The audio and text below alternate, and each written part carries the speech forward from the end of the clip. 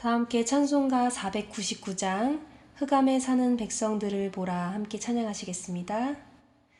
찬송가 499장 흑암에 사는 백성들을 보라 함께 찬양하시겠습니다.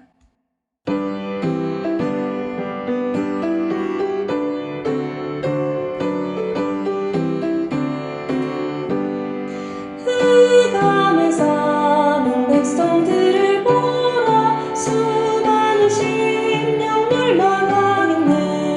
그 누가 갈까 주의 복음 들고 생명을 구원하는 곳으로. 큰 권세 주께 있으니 큰 권세 주께 있으니 너는 가서 주의 복음 전하라. 주는 항상 지키리라. 구원의 문은 넓게 열렸으니 십자가 권병 일어나거라. 너희의 힘을 하나로 뭉쳐서 죄악의 쇠사슬을 끊어라. 큰 권세 주께 있으니 큰 권세 주께 있으니 너는 가서 주의 복음 전하라. 주는 항상 지키리라. 왜 너는 멸망길을 가려느냐. 주 음성 듣고 응답하여라. 널 구원하려 예수 죽었으니 생명이 참된 복음 전하라. 큰 권세 주께 있으니 큰 권세 주께 있으니 너는 가서 주의 복음 전하라. 주는 항상 지키리라. 온전한 만민 승리의 그날에 영광과 찬송 주께 드리네. 속죄함 입어 구원받았으니 기쁘게 할렐루야 부르세. 큰 권세 주께 있으니 큰 권세 주께 있으니 너는 가서 주의 복음 전하라. 주는 항상 지키리라.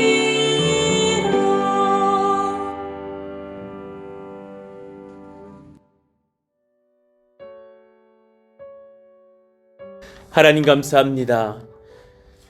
은혜 가운데에 우리를 구원하셔서 흑암에 살던 자들을 하나님께서 구별하셔서 아브라함처럼 불러주시고 믿음을 주시며 소망을 주시며 성령과 말씀과 우리 주 예수님 믿는 신앙 주심으로 말미암아 새롭게 하신 은혜에 감사를 드립니다.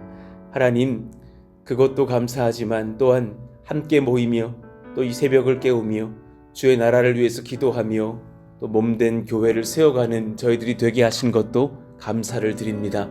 하나님, 이 예수님 믿는 것이 너무나 쉽게 당연하게 믿어진 것 같으나 한 사람이 주께 돌아옴에 있어서 얼마나 큰 은혜가 필요한지를 깨닫습니다. 얼마나 많은 사람들의 기도가 있었고 또 얼마나 많은 사람들의 전도가 있었는지를 깨닫습니다. 내 남편, 내 자녀, 내 아내, 하나님 정말 예수님 믿는 가정들 있다면 주님 앞에 진실로 감사하는 가족들 되게 하여 주시고, 또한 그렇게 믿어야 될 고륙들이 있다면 포기하지 않으며 기도하며 담대하게 예수님을 증거할 때를 구하는 저희들 모두가 되기를 원합니다.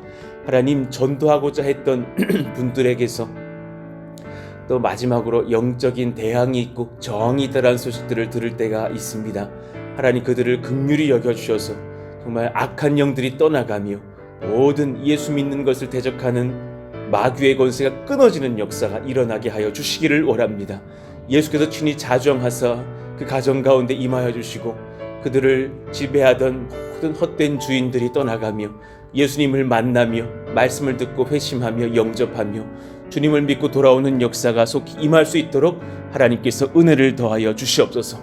예수의 이름으로 명하노니 모든 해방하는 영들아 떠나갈지어다. 예수께서 좌정하시고 다스리시며 그 말씀을 받고 회심하게 될지어다. 하나님 그 은혜의 시간들로 주님께서 인도하시고 역사하여 주옵소서. 우리 또한 그러한 소망의 때를 구하면서 전도하고 예수님 믿기를 원하는 그런 고륙들과 또 가족들과 이웃들이 있사오니 그들 이름을 부르며 기도합니다. 지금은 그저 이름을 부르는 것 같으나 하나님께서 그 이름을 들으셨사오니 찾아가셔서 때를 주시고 또 하나님 선한 그 마음의 변화와 회심의 역사가 일어날 수 있도록 기름 부어 주시옵소서. 하나님, 우리 가운데에 병이 있습니까? 주님께서 깨끗하게 치료하여 주시기를 원합니다. 예수의 이름으로 명하노니 암들아 떠나갈지어다. 모든 오래된 질환들아 너가 있을 곳이 아니니 사라질지어다. 깨끗하게 낫게 하셔서 하나님 앞에 감사하며 그 병을 위해서 때로는 기도하나 오랜 시간 지속된 거로 그 병이 낫지 않을 것이라는 또한 소망이 어두운 그런 기도도 있을 때가 있는데 하나님께서 긍휼히 여겨주셔서 치료하시고 낫게 하시며 하나님께서 정말 영적인 권세로 우리를 도우셨다. 감사하며 간증하며 찬송하는 저희들이 되게 하여 주시옵소서.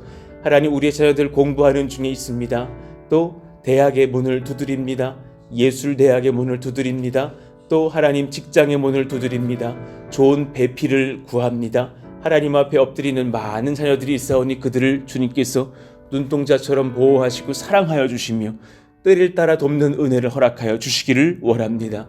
하나님 지혜와 영적 권세를 더하시고 분별의 영을 더하시고 또 만남의 복을 허락하셔서 하나님께서 선하게 계획하신 그런 때에 대학으로도 들어가고 또 군에도 다녀오며 직장의 문을 열게 하시고 좋은 배필을 만나 가정의 문도 열게 하시는 놀라운 은혜들이 임하게 하여 주시옵소서.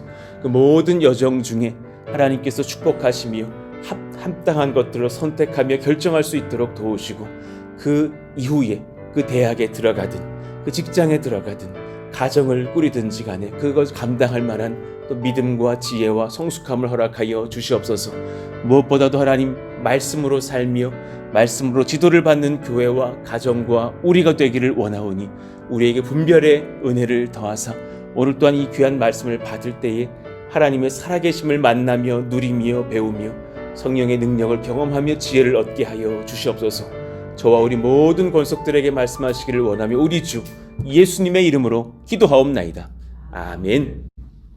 아멘입니다. 감사합니다. 우리 같이 암송하실 말씀 요한일서 5장 13절 요한일서 5장 13절 우리 같이 읽고 암송하시죠. 시작.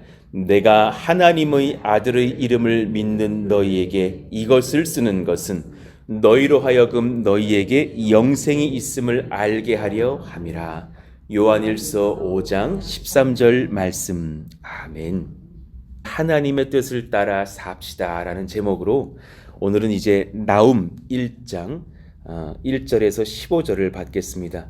우리 같이 한번 읽어보시죠. 제가 먼저 읽고 교독하겠습니다. 니느웨에 대한 경고 곧 엘고스 사람 나움의 묵시의 글이라.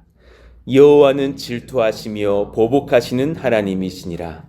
여호와는 보복하시며 진노하시되 자기를 거스르는 자에게 여호와는 보복하시며 자기를 대적하는 자에게 진노를 품으시며 여호와는 노하기를 더디하시며 권능이 크시며 벌 받는 자를 결코 내버려 두지 아니하시느니라. 여호와의 길은 회오리 바람과 광풍에 있고 구름은 그의 발의 티끌이로다. 그는 바다를 꾸짖어 그것을 말리시며 모든 강을 말리시나니 바산과 갈멜이 쇠하며 레바논의 꽃이 시드는도다. 그로 말미암아 산들이 진동하며 작은 산들이 녹고 그 앞에서는 땅 곧 세계와 그 가운데에 있는 모든 것들이 솟아오르는도다. 누가 능히 그의 분노 앞에 서며 누가 능히 그의 진노를 감당하랴. 그의 진노가 불처럼 쏟아지니 그로 말미암아 바위들이 깨지는도다. 여호와는 선하시며 환난 날의 산성이시라. 그는 자기에게 피하는 자들을 아시느니라. 그가 범람하는 물로 그곳을 진멸하시고 자기 대적들을 흑암으로 쫓아내시리라. 너희는 여호와께 대하여 무엇을 꾀하느냐? 그가 온전히 멸하시리니 재난이 다시 일어나지 아니하리라. 가시덤불같이 엉클어졌고 술을 마신 것 같이 취한 그들은 마른 지푸라기 같이 모두 탈 것이거늘 여호와께 악을 꾀하는 한 사람이 너희 중에서 나와서 사악한 것을 권하는도다. 여호와께서 이같이 말씀하시기를 그들이 비록 강하고 많을지라도 반드시 멸절을 당하리니 그가 없어지리라. 내가 전에는 너를 괴롭혔으나 다시는 너를 괴롭히지 아니할 것이라. 이제 내게 지은 그의 멍에를 내가 깨뜨리고 내 결박을 끊으리라. 나 여호와가 내게 대하여 명령하였나니 내 이름이 다시는 전파되지 않을 것이라. 내가 내 신들의 집에서 새긴 우상과 부은 우상을 멸절하며 내 무덤을 준비하리니 이는 내가 쓸모없게 되었음이라. 같이요. 볼지어다 아름다운 소식을 알리고 화평을 전하는 자의 발이 산 위에 있도다. 유다야 내 절기를 지키고 내 소원을 갚을지어다. 악인이 진멸되었으니 그가 다시는 내 가운데로 통행하지 아니하리로다 하시니라. 아멘. 원래는 이 한 장 전체가 본문은 이틀로 나눠져 있는데 저희가 스가랴서를 보았던 마지막 본문이 주일 본문이어서 이제 같이 날짜를 맞추고자 같이 보게 됩니다. 그러나 크게 복잡하게 해석할 내용은 특별히 없고 오늘은 나훔서의 배경을 조금 설명해 드리면서 그렇게 말씀을 받으시면 나훔서를 공부하시고 이해하시기가 아주 좋을 것 같습니다. 나훔을 통한 하나님의 말씀을 한번 배워보시죠. 자, 1, 2, 3절을 한번 보십시다. 니느웨에 대한 경고 곧 엘고스 사람 나훔의 묵시의 글이라. 여호와는 질투하시며 보복하시는 하나님이시니라. 지금 니느웨에게 대하여서 이렇게 지금 선포하시면서 하나님께서 어떻게 보복하시며 어떻게 진노하시는지를 이제 보이실 말씀을 전하시는 거예요. 자, 나훔이라는 뜻은요, 히브리어 동사 나함의 파생어입니다. 위로하다 혹은 동시에 후회하다라는 뜻이 있는 그런 단어예요. 그러니 니느웨의 악인들을 향한 심판의 메시지를 전하시면서 하나님을 섬기는 백성들을 위로하시고 또 하나님을 대적하고 하나님의 백성들을 괴롭히던 악인들은 결국은 후회하게 할 심판자 하나님의 사역을 선포하고 있는 그런 선지서를 만나게 됩니다. 나훔은 이스라엘이 아시리아 통치하에 있을 때 태어나서 사역을 했던 선지자예요.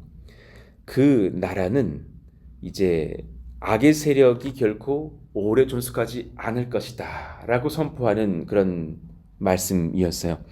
굉장히 잔인하고 반인륜적인 행위에 대해서 하나님께서 분노하시는 그런 심판의 메시지입니다. 그럼 도대체 아시리아가 어떤 나라였는가? 그리고 우리가 소위 그렇게 요나서를 통해서 들었던 니느웨는 어떤 곳인가 배울 필요가 있겠죠. 1절에 등장했던 엘고스 사람이라고 했을 때 그 지명이 어딘지는 잘 밝혀지지 않았어요. 근데 추측컨대 갈릴리와 유다의 일부였던 그런 작은 지역이었을 것이라고 생각을 합니다. 뭐 예를 들어서 평택은 알아도 고덕하면 좀 잘 모르시는 분들이 있고 또 고덕은 또 알아도 당연히 그러면 또 모르시더라고요. 그런 것처럼 매번 제가 전화 드릴 때마다 안부 물으시는 분 전화 오시거든요. 당연히 또 한참 소개해야 되고 막 그러거든요. 굉장히 당연히 하니까 어떻게 그렇게 또 땅끝으로 가시냐고 막 이런 분들 많으시거든요. 가깝다고 여기서 5분밖에 안 걸린다고. 그런 것처럼 엘고스는 우리가 잘 알지 못하지만 아마도 갈릴리와 유다 안에 있는 작은 어떤 지역이었을 것이라 추측을 하죠.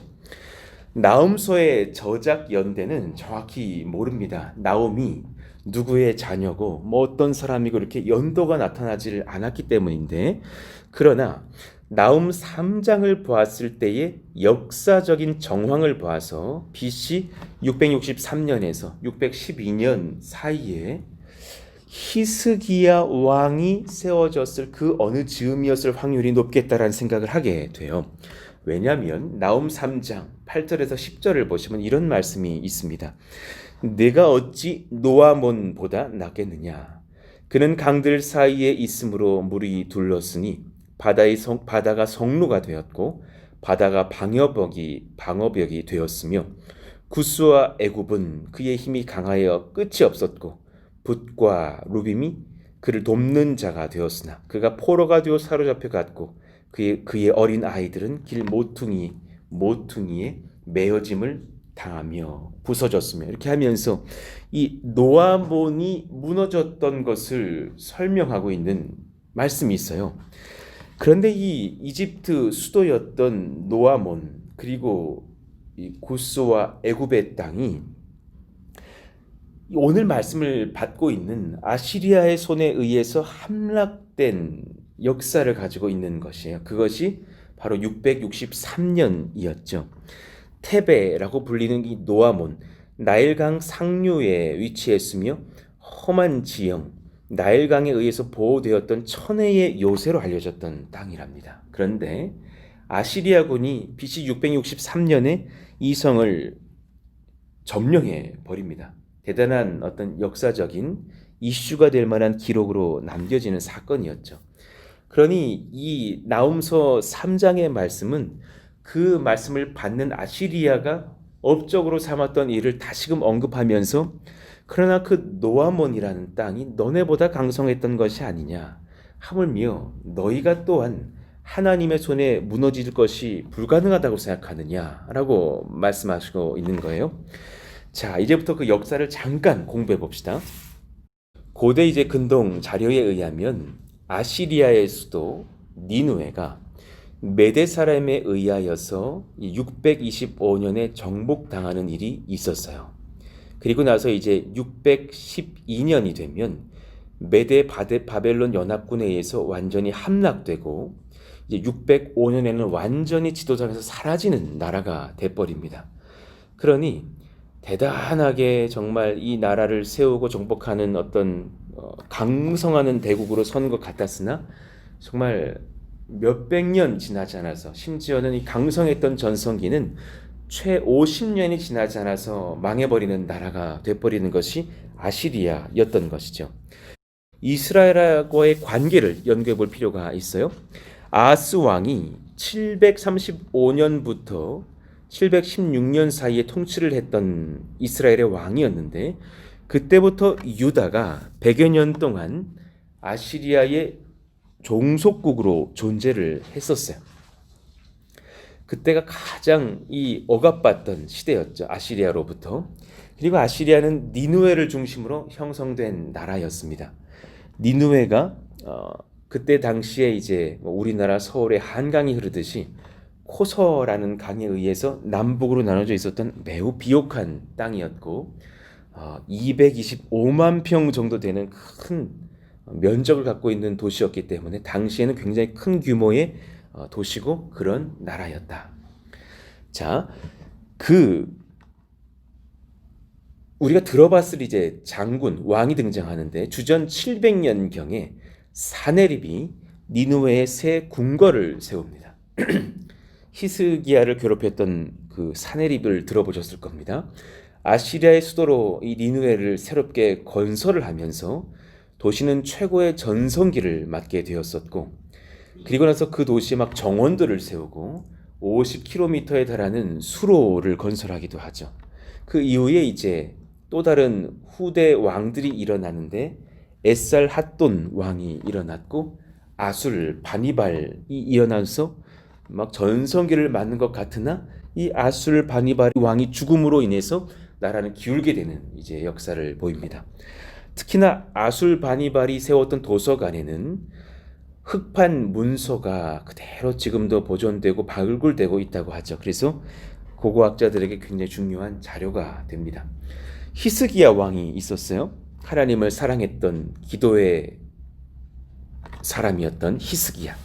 728년부터 687년 사이에 살았던 사람이고 25세 왕위에 오릅니다. 그래서 그 당시 통치를 할 때에 사네립의 전성기예요. 그래서 예루살렘을 포위하고 공격을 했던 그렇게 공격받았던 왕이 바로 히스기야죠. 그래서 유다에서 정말 여러 기간을 이제 공격하면서 이스라엘을 완전히 에워쌌을 때에 히스기야는 또 자신의 수로를 개발하여서 나라를 지키고 기도했을 때 하나님께서 진멸시키는 역사를 경험하지 않습니까? 그때 이제 그 사네립이 철수를 했던 다음에도 아시리아의 영향력은 유다 땅에서 계속되었다고 합니다. 특히나 이제 우상 숭배가 많았는데 그 땅에서 넘어왔던 바알과 아세라를 믿는 그 우상 숭배가 그 다음 왕인 므낫세 때부터 얼마나 강했는지 모른다고 전해져요. 하나님께서 므낫세 이후의 왕이 요시야인데 요시야가 너무 탁월하게 성전의 모든 우상들을 진멸시키고 했으나 하나님께서 그 선대 왕에게 했던 약속 때문에 그 저주를 거두지 않으시겠다라는 말씀할 정도로 우상 숭배가 극심했던 때가 바로 므낫세 왕 때였죠. 그때 그냥 영적으로 무너져 있고 아시리아로부터 공격을 당하는 그런 험난한 때를 보냈던 것이죠. 아마 그런 때에 나움 선지자가 활동하지 않았을까 생각을 하게 되는 것입니다. 그리고 나서 이제 D번을 보시면 아시리아의 마지막 왕 아술 바니발이 이제 BC 627년에 죽게 돼요. 그때에 이제 므낫세의 아들이었던 요시야가 종교 개혁을 단행하면서 바알과 아세라 상들을 무너뜨리고 하나님 앞에 이제 성결을 이제 일으켜내는 그런 위대한 회복이 있었죠. 그래서 므낫세 시대부터 이어졌던 아시리아의 신들에 대해서 거부하고 우상 숭배를 끊어내겠다라는 신앙적 결단이 요시야 왕 때 일어났던 것이죠. 그때에 이제 아시리아의 속국으로 있었던 바벨론에서 느보라는 왕이 일어나면서 아시리아로부터 그 나라가 독립을 선언해요. 그리고 독립 후에 아예 아시리아를 공격하여서 614년에 아술이라는 지역을 점령해 버립니다. 그리고 그 이후에 612년에 아예 연합군을 세워간 느보가 수도 니누웨를 공격해서 점령해 버리죠. 이후에 610년의 전투와 605년의 갈그미스 전투를 통해서 아시리아가 완전 지도에서 사라지면서 오늘 우리가 이제 배울 나훔의 말씀이 완전히 성취되는 결과를 낳게 되는 겁니다. 그 당시에 이제 627년 즈음에 유다에서 예레미야, 스바냐 이런 선지자들이 사역을 했었습니다. 아마 그때라든가 제가 생각할 때는 그 전때 정도에 나훔이 활동하지 않았을까 생각을 하게 됩니다. 성전을 보수하던 제사장 힐기야가 BC 621년에 율법책을 발견한 사건이 있었죠. 그때 요시야 왕 때였는데요. 종교 개혁에 이제 확고한 기점이 되었죠. 그 율법책을 발견한 후에 이스라엘이 유월절을 지키고 점술가들을 영토에서 완전히 몰아냈습니다. 그때 막 그렇게 추방당했던 점술가들이 다 아시리아에서 왔던 우상을 숭배했던 점술가들이었다고 하죠. 열왕기하의 증거가 나타납니다. 23장이었죠. 24절에 요시야가 또 유다 땅과 예루살렘에 보인 신접한 자와 점쟁이와 드라빔과 우상과 모든 가증한 것을 다 제거하였으니 엄청나게 많았다죠. 그런데 이것을 다 제거했던 요시야의 개혁이 정말 당대에 하나님이 보시기에 얼마나 원하셨던 것이며 큰 업적이었는지 모릅니다. 이는 대제사장 힐기야가 여호와의 성전에서 발견한 책에 기록된 율법의 말씀을 이루려 함이니라. 그러니까 반대로 성경 찾기는 얼마나 어려웠던 시대였는지를 알게 되죠. 25절 우리 같이 한번 읽어봐요. 시작. 요시야와 같이 마음을 다하여 뜻을 다하며 힘을 다하여 모세의 모든 율법을 따라 여호와께로 돌이킨 왕은 요시야 전에도 없었고 후에도 그와 같은 자가 없었더라. 아멘입니다. 우리가 정말 이런 신앙인들이 되기를 또한 바라는 마음입니다. 26절 제가 읽을게요. 그러나 여호와께서 유다를 향하여 내리신 그 크게 타오르는 진노를 돌이키지 아니하셨으니 이는 므낫세가 여호와를 경노하게 한 그 모든 경노 때문이라. 얼마나 선대 의상 숭배가 많았으면 하나님께서 그 진노를 당분간 거두시 않으셨겠는가. 그리고 나서 이제 그 이후에 바벨론의 귀향길이 일어나는 것이었고, 그리고 나서 사실은 이런 시기에 그 우상 숭배의 원흉이 되었던 아시리아는 나홈의 선포와 함께 또한 패망의 길을 걷는 것이죠. 하나님을 대적하는 자리에 선 자는 반드시 주님의 심판을 받습니다. 이것이 사실 나홈서의 큰 주제입니다. 여러분, 이 귀한 주제가 있었기 때문에 사실은 성경을 연구하던 많은 선대 기독교인들이 나홈서 읽기를 부담스러워했어요. 왜냐하면 굉장히 센 말들이 적혀 있으니까 은혜 받으려고 말씀 폈다가 다 진멸당할 것이라니까 겁이 났던 것이죠. 그러나 악인들을 향한 하나님의 말씀이에요. 우리 믿는 자들을 그렇게 보호하시고 하나님을 대적하는 자리에 선 자는 반드시 주님께서 진멸시키시겠다라는 말씀의 선포였습니다. 오늘 본문의 11절부터 13절이 또한 그것을 대언하고 있죠. 여호와께 악을 꾀하는 한 사람이 너희 중에서 나와서 사악한 것을 권하는도다. 여호와께서 이같이 말씀하시기를 그들이 비록 강하고 많을지라도 반드시 멸절을 당하리니 반드시 멸절당하리니 그가 없어지리라. 내가 전에는 너를 괴롭혔으나 다시는 너를 괴롭히지 아니할 것이라. 이제 내게 지은 그의 멍에를 내가 깨트리고 내 결박을 끊으리라. 어쩌면 오늘 본문의 나머지 것들은 다 비유와 같은 진멸의 말씀들이고 11, 12, 13절을 바르게 해석하는 것이 참 귀한 말씀의 분석이라고 봐요. 지금 이 11절에 악을 꾀하는 한 사람이 누구일까 우리가 묵상해 보면서 적용해 볼 필요가 있어요. 하샤브라라고 적혀 있는데요. 라는 악이고요. 하샤브는 꾀하는, 악을 지속적으로 생각하는, 악을 아주 면밀히 계획하는 그런 뜻의 하샤브라는 단어가 쓰였어요. 그가 누구냐?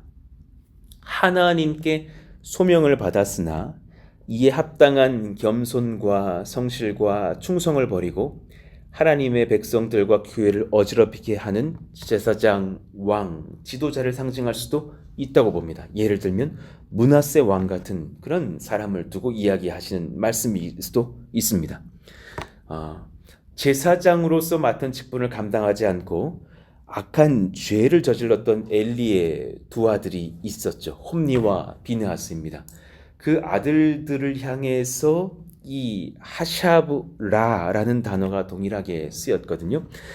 사무엘상 2장 22, 23절을 보시면 엘리가 매우 늙었더니 그의 아들들이 온 이스라엘에게 행한 모든 일과 회막 문에서 수종드는 여인들과 동침하였음을 듣고 그들에게 이르되 너희가 어찌하여 이런 일을 하느냐? 내가 너희의 악행을 이 모든 백성에게서 듣노라. 하나님께서 매우 정말 염려하시고 또 분노하셨던 그런 두 아들들이었죠. 또 나봇을 살해하고 그의 포도원을 가로챘던 아합과 이세벨을 묘사하시는 데에 동일한 표현들이 쓰였었습니다. 왕상 열왕기상 21장에 보시면 아합이 엘리야에게 이르되 내 대적자여 내가 나를 찾았느냐 대답하되 내가 찾았노라. 엘리야의 대답이죠. 내가 내 자신을 팔아 여호와 보시기에 악을 행하였으므로 여호와의 말씀이 내가 재앙을 내게 내려 너를 쓸어버리되 내게 속한 남자는 이스라엘 가운데에 매인자나 노인자를 다 멸절할 것이요. 그러니까 하나님께서 멸할 것이요 말씀하시면서 이 아합의 가문을 끊어내 버리셨죠. 그러면서 하나님의 백성의 왕일지라도 므낫세 같은 왕들, 아합과 이세벨 같은 왕의 가족들 하나님께서 멸절시키시는구나. 또한 그러나 나훔 선지자의 시대에 악을 꾀하는 자, 포악한 왕 사네립을 두고 선포한 것이란 해석도 충분히 가능하죠. 저는 사네립이 더 합당하게 여겨져요. 히스기야, 므낫세, 요시야 이 시대의 왕이었던 이 사네립, 그들을 얼마나 괴롭혔는지 예루살렘에 대한 사네립의 만행을 하나님을 향한 대적 행위로 간주하고 있는 하나님의 말씀이에요.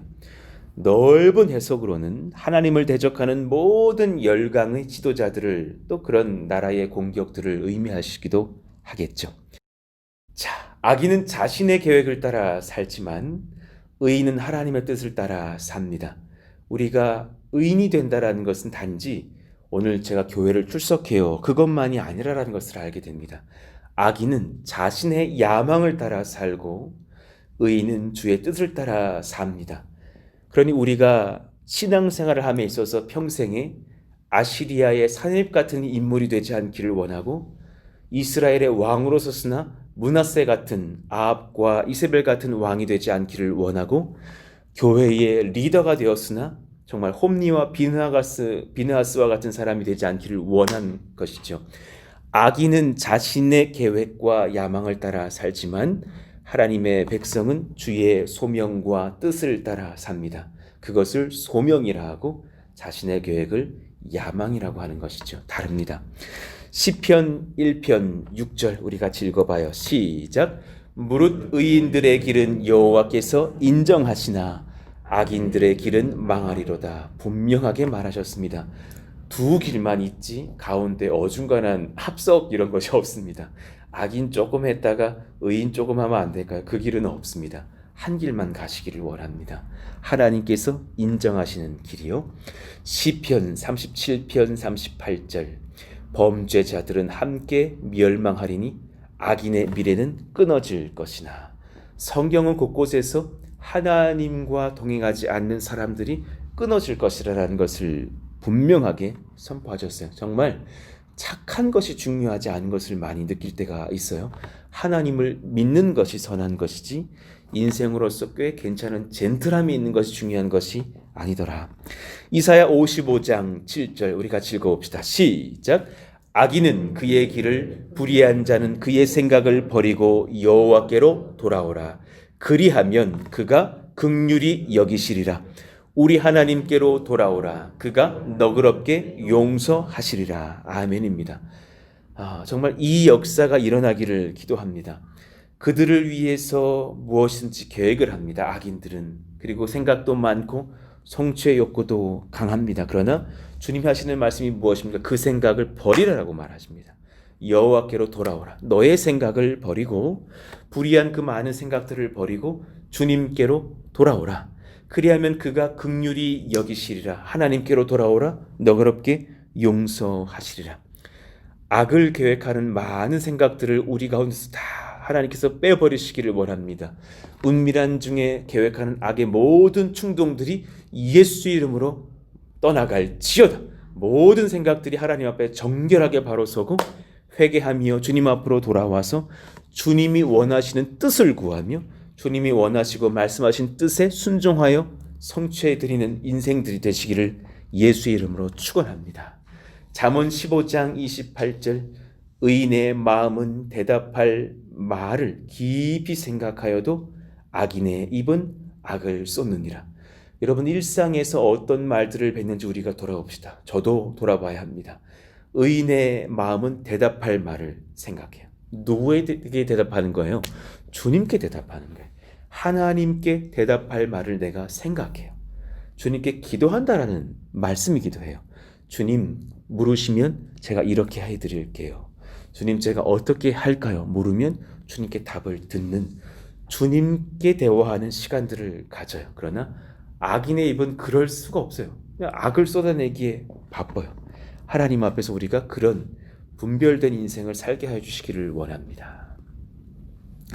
어제 이렇게 말씀을 묵상하면서 시편 40편 5, 6, 7절까지 저를 이렇게 좀 인도해 주셨었는데 이 말씀이 얼마나 은혜가 됐던지요. 우리 5, 6절은 제가 읽을 테니까 6, 7절, 8절 같이 읽어봐요. 여호와 나의 하나님이여 주께서 행하신 기적이 많고 우리를 향하신 주의 생각도 많아 누구도 주와 견줄 수가 없나이다. 그런데 주님께서 우리를 향한 생각이 많은 것에 감사하셔야 되는 것을 느껴요. 우리 생각이 그렇게 많을 필요가 없습니다. 주님이 우리를 향한 생각이 많으셔요. 내가 널리 알려 말하고자 하나 너무 많아 그 수를 셀 수도 없나이다. 주께서 내 귀를 통하여 내게 들려주시기를 제사와 예물을 기뻐하지 아니하시며 번제와 속죄제를 요구하지 아니하신다 하신지라. 7절 8절 읽어봐요. 그때에 내가 말하기를 내가 왔나이다. 나를 가리켜 기록한 것이 두루마리책에 있나이다. 나의 하나님이여 내가 주의 뜻 행하기를 즐기오니 주의 법이 나의 심중에 있나이다 하였나이다. 아멘입니다. 이 말씀은 시편 40편을 기록한 하나님의 사람의 고백이기도 하나, 그와 동시에 7절에서 기록하시는 내가 왔나이다 하시는 그 말씀을 메시아 예수 그리스도로 받는 해석도 가능하다라는 그런 주석이 많이 있어요. 우리는 내 것만 생각하고 살지만 내 것만이 아니라 우리를 구원하시고자 하나님께서 하나님의 뜻을 생각하는 삶의 예배를 드리신 아들 예수님을 우리에게 보내셨던 것을 봅니다. 그때에 내가 말하기를 주님 제가 이 땅에 왔나이다. 나를 가리켜 기록한 것이 두루마리책에 있습니다. 이제 제가 순종하여서 십자가를 집니다 하시는 예수님의 음성을 듣는 것이죠. 8절 나의 하나님이여 내가 주의 뜻 행하기를 즐기오니. 예수님의 뜻은, 주님의 기쁨은 어디에 섰냐? 주의 아버지의 뜻 행하기를 기뻐하시는 것이 주님, 예수님의 소망이었어요. 주의 법이 나의 심중에 있나이다. 어제 이 말씀을 마무리하면서 기도하게 되면서 주님, 제가 이런 신앙 갖기를 원합니다. 주의 뜻 행하기를 기뻐하는 목회 되기를 원하고, 이것이 단지 저만의 이야기겠어요? 목사만 그렇게 한다고 되는 교회가 아니지 않습니까? 여러분이 삶의 현장 어디 있든지 간에 하나님 앞에 그런 심중의 고백이 일어나기를 원합니다. 정말 제가 이 가게를 운영합니다. 이 보험을 제가 섬깁니다. 제가 이곳으로 출근을 나갑니다. 우리 남편이 지금 이런 회사를 또한 운영하면서 또 계획하는 많은 것들이 있습니다. 이 모든 여정 중에 하나님이 뜻하시는 것들을 우리가 순종할 수 있는 깊은 기도가 일어나게 하여 주시옵소서. 그 땅에 오는 모든 사람들을 내가 만날 때에 단지 돈 버는 상대방으로서만이 아니라 예수님을 전할 수 있는 누군가로 여기고 섬길 수 있기를 원한다고, 그런 인생의 깊은 물음이 주님 가운데 있고 순종이 있는 저희들이 되기를 원합니다. 교회 건축에 이제 시공사를 정하는 과정 중에 있어요. 그래서 지금 저희가 이 교회 건물을 건축하였던 큰별 종합건설에도 한번 의뢰를 했어요. 그 회사의 대표가 장로님이시고 교회 건축을 여러 번 하셨던 분이시기 때문에 의뢰를 하였고, 또 지난번에 한번 이렇게 소개를 해드렸던 하이텍에서 우리 교회를 잘 지을 만한 좋은 팀으로 보인다고 하는 분을 이제 소개해 주셔가지고 그 두 팀을 만나서 이제 그렇게 견적도 좀 비교하고 같이 이렇게 기도하면서 결정하려고 하는 과정 중에 있어요. 지금부터 또한 후반전이 시작된다는 생각이 많이 들어요. 그래서 또 다시 뜨겁게 기도해 주시고 건축을 향해 나아가게 될 것으로 생각을 합니다. 건축 중에 시험 드는 교회가 많이 있습니다. 어떤 것들이 있냐면 그 시공사를 잘못 정해가지고, 예를 들면 건축 중에 시공사가 사라지는 경우도 있어요. 얼마나 교회가 어렵겠습니까? 그렇죠?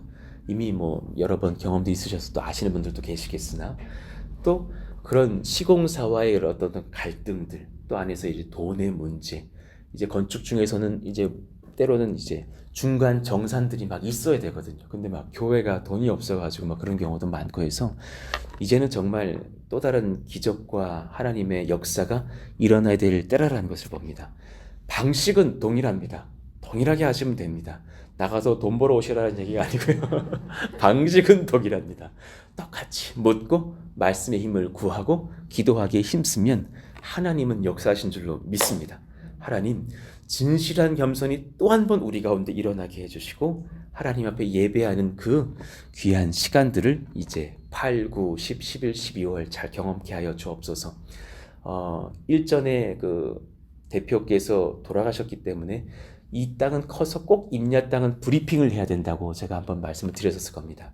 그냥 이렇게 건축할 수 있는 게 아니라 이제 그 설계 도면을 한번 도시계획 심의에 있어서 브리핑을 해야 되는 자리가 지금 딜레이가 되어서 8월 한 12일 정도로 잡히는 거예요.